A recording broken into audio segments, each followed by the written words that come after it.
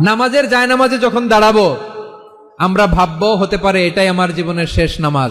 যখন দাঁড়াবো ভাববো হতে পারে this could be my last and final সালাত, হতে পারে এটাই আমার জীবনের শেষ নামাজ। ঠিক কিনা বলেন? তাইলে অন্তরে খুশু আসবে।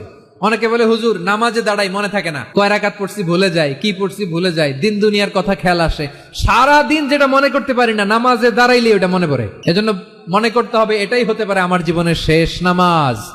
খুশু, খুশু মানে হৃদয় এবং অঙ্গ প্রত্যঙ্গের স্থিরতা। এক সাহাবী নামাজ পড়ছেন আবার দাড়ি নাড়তেছেন, নামাজ পড়তেছেন এরকম চুলকাচ্ছেন। এই দৃশ্য দেখে বিশ্বনবী বললেন ইন খাশাআত কলবুহু লা খাশাআত জাওয়ারিহুহু, তার অন্তরে যদি খুশু থাকতো ওই খুশুর প্রভাব তার হাতে পায়েও দেখা যেত।